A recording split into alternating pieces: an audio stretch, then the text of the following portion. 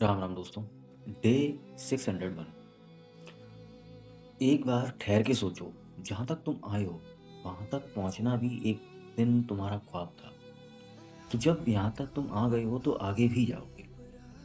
वो कहते हैं ना कि जब ऊपर वाला तुम्हें यहाँ तक ले आया है तो वो आगे भी लेके जाएगा।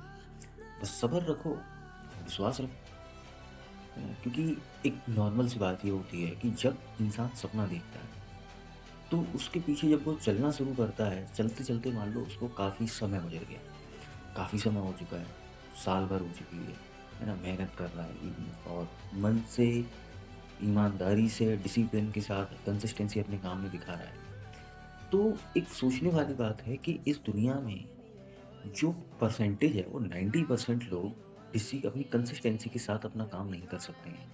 अगर आप एक काम को डेली कर रहे हैं, बार-बार कर रहे हैं, तो आप मेंटली उन 90% लोगों से ज़्यादा आप मेंटली स्ट्रॉन्ग बन चुके हैं।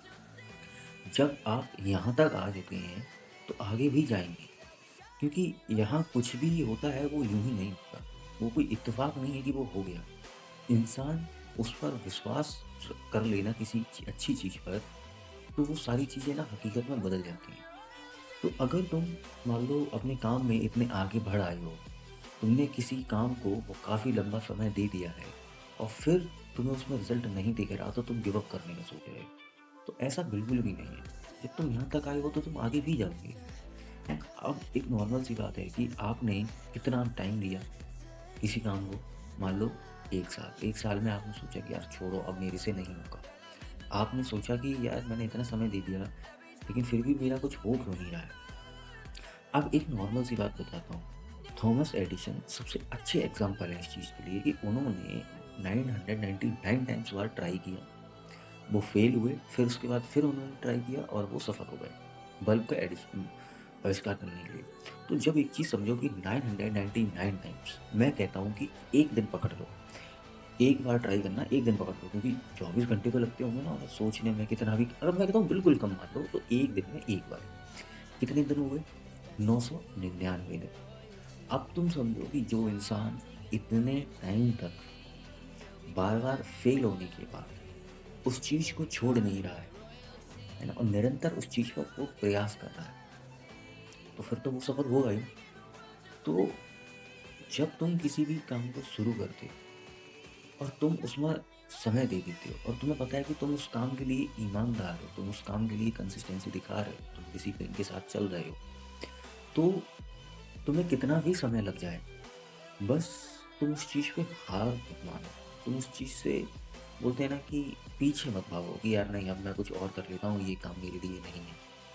वो तुम्हारे लिए ही है, क्योंकि जब तुम यहाँ तक आए हो, ऊपर वाला तुम्हें यहाँ तक लेके आया है, तो वो तुम्हें आगे भी लेके जाएगा। और उसी चीज़ में सब कुछ है, क्योंकि वो उसी चीज़ के तुम्हें 1 साल पहले सपने आए थे। यार जितना भी समय तुमने उस काम को दिया है, उतना समय पहले तुम्हें उसी चीज़ के सपने आए थे। और उस चीज़ के सपने आए थे, तुम्हें नहीं पता था कि ये काम कैसे करना है। तुम्हें रास्ता भी ऊपर वाले ने ही दिखाया था।